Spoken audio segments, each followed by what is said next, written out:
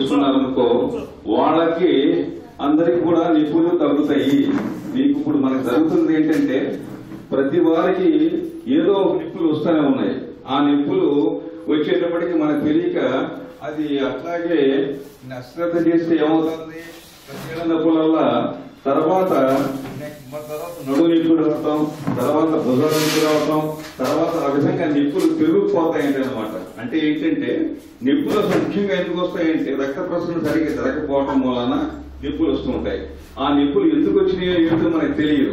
తర్వాత మనం తిన్న ఆహారము దాంట్లో ఉన్నటువంటి విష పదార్థాలన్నీ కూడా సక్రమంగా బయటికి పోక లోపల ఉండటం వలన విష పదార్థాలు ఎక్కడికైతే శరీరంలో ఉన్న భాగంలో ఏ భాగానికైతే చేరుతుందో అక్కడ నొప్పులు ప్రారంభం అవుతాయి.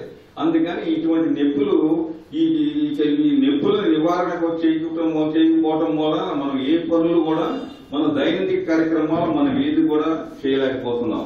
మీరు చాలా మంది ఈ రోజు వెళ్తే కూలి పనికి వెళితే బోలే డబ్బులు వస్తాయి. ఆ రోజు నొప్పుల మూలం ఇంటికాడ ఉంటే అది సంపాదన కూడా సంపాదించుకోలేకపోతున్నారు. అట్లాగే ఏ కార్యక్రమం చేసేవాళ్ళు ఆ కార్యక్రమం వెళ్ళకపోయితే చాలా వాళ్ళు పర్సనల్ గా కూడా లాస్ వస్తుంది. ఈ నొప్పుల నివారణ కోసం ఏం చేశారంటే మనకి ఇట్లా చాలా మంది బాధపడుతున్నారు.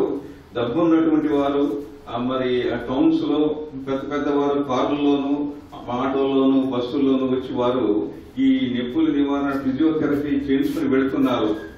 ఆ పరిస్థితుల్లో ఇక్కడ మరి స్లమ్ ఏరియాస్ లో ఇటువంటి బుడుగు వర్గీయులు పేదవారు నివసించినటువంటి ప్రదేశాల్లో వారికి అసలు ఈ ఫిజియోథెరపీ అంటే ఏమిటో తెలియదు. చాలా మందికి ఏమవుతుంది, మామూలుగా డాక్టర్లు ఏం చేస్తారంటే ఒక పెయిన్ కిల్లర్ ఒకటి ఇవ్వగానే ఆ నొప్పి ఆ రోజుకు తగ్గుతుంది, మళ్ళీ మరుసటి రోజు మళ్ళీ నొప్పి వస్తుంది. ఆ విధంగా ఆ పెయిన్ కిల్లర్స్ వాడి అది సైడ్ ఎఫెక్ట్స్ వచ్చేటప్పటికి నరాలు కూడా చచ్చుబడిపోయి ఆ విధంగా చాలా మంది బాధపడుతున్నారు. కాబట్టి ఇది చూసిన తర్వాత దీన్ని శాశ్వతంగా నివారణ చేయాలంటే మేము అసలు ఈ కేంద్రం పెట్టడం కారణం ఏంటంటే మీరు ఎటువంటి కూడా పెయిన్ కిల్లర్స్ అటువంటివి వాడకుండా మంచి బలమైనటువంటి మల్టీవిటమిన్ టాబ్లెట్స్ అన్నమాట. ఆ టాబ్లెట్స్ కూడా మీకు ఇస్తారు. ఇప్పుడు నొప్పులు కీళ్ళ నొప్పులు అంటే దానికి సంబంధించినటువంటి నీ క్యాప్స్ అని ఉంటాయి, ఆ నీ క్యాప్స్ ఇస్తారు అనమాట. ఆ విధంగా మీకు 15 రోజులు చక్కగా ట్రీట్మెంట్ చేసి తగ్గిన తర్వాత చాలా మందికి ఇందులో 70-80% మంది చాలా తగ్గినాయి. కొంతమందికి తగ్గలేదు అంటే ఏంటంటే రోజు వచ్చి ఎవరైతే ట్రీట్మెంట్ చేసుకోలేదో వారికి తగ్గవు. తర్వాత మీకు చెప్పిన తర్వాత మా డాక్టర్లు ఏం చెప్తున్నారు, కొద్దిగా ఎక్సర్సైజ్ చేయండి అని చెప్పి మెడ నొప్పి వాళ్ళకి మెడ నొప్పి ఎక్సర్సైజ్ కి, కీళ్ళ నొప్పులు వాళ్ళకి కాళ్ళు ఎక్కడ చేయాల్సింది అన్ని కూడా ఎక్సర్సైజ్ కూడా చెప్తున్నారు. ఆ ఎక్సర్సైజ్ ఎవరైతే ఇంటి దగ్గర చేసుకున్నారో చక్కగా వాళ్ళకి నొప్పులు నివారణ దొరుకుతుంది అనమాట. ఇది ఇటువంటి ముందు కూడా మీకు ఎప్పుడైనా నొప్పులు వస్తే ఆ ఎక్సర్సైజ్ చేసుకుంటే ఆటోమేటిక్ గా తగ్గిపోతుంది. కాకుండా ఇంకా ఎవరికైనా తగ్గకపోయితే మీకు ఇచ్చినటువంటి కార్డు తీసుకుని మీకు రేపు పాపిరెడ్డి నగర్ లో సోమవారం నుంచి అక్కడ ప్రారంభిస్తున్నాం. మీరు అక్కడికి వచ్చినా కూడా ఉచితంగా అక్కడ కూడా మీకు ఇక్కడ చేసినట్టు అక్కడ కూడా ట్రీట్మెంట్ చేస్తాం. అది కాకపోయినా ఇంకా ఎప్పుడైనా సరే తర్వాత ఎప్పుడు వచ్చినా కూడా మేము పెట్టినటువంటి కేంద్రం ఎక్కడ పెట్టారో తెలుసుకుంటే మీకు అక్కడ ఉచితంగా మీకు ట్రీట్మెంట్ ఇస్తాం.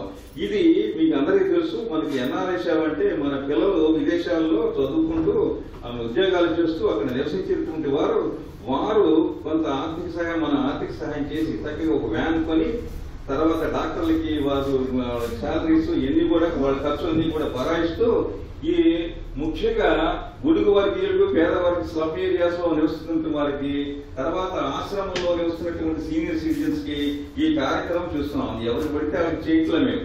అందుకని చాలా మంది ఇప్పుడు జరిగింది ఏంటంటే ఈ ప్లెయిన్ ఏరియాస్ లో బాగా మిడిల్ క్లాస్ వాళ్ళు డబ్బుల వారందరికీ ఈ నొప్పులు అంటే ఏంటి, ఈ నివారణ ఏంటి, ఈ ఫిజియోథెరపీ అంటే ఏంటి వాళ్ళకి తెలుస్తుంది. కానీ మీకు ఎవరికి తెలియదు ఈ విషయాలు. అందుకని ఇటువంటిది కొన్ని ఏరియాలలో చక్కగా బాగా ఉపయోగించుకున్నారు. మీ ఏరియాలో అంటే కొంతమంది ఉపయోగించుకున్నారు, కొంతమంది ఉపయోగించుకోవాలి. అప్పటికి మీ నాయకులు పాపం చెప్పినా కూడా మీరేంటంటే కూలికి వెళ్ళారు, రకరకాలుగా వెళ్ళారు. ఇది చాలా ముఖ్యమైన కేంద్రం. మా 10 సెంటర్స్ ఇంతవరకు మేము ఇటువంటి కేంద్రాలు పెట్టాం. చక్కగా మిగతా ఏరియాలో కూడా చాలా మంది బెనిఫిట్ పొంది చాలా మంది అందులో ముఖ్యంగా పారాలసిస్ అంటే పక్షవాతం వచ్చిన వాళ్ళు ఆటోలో వస్తూ ఇక్కడికి మా దగ్గరికి వచ్చి 15 రోజుల్లో మళ్ళీ నడిచేటువంటి కేసులు కూడా ఉన్నాయి. అటువంటి ఫలితాలు వచ్చినాయి.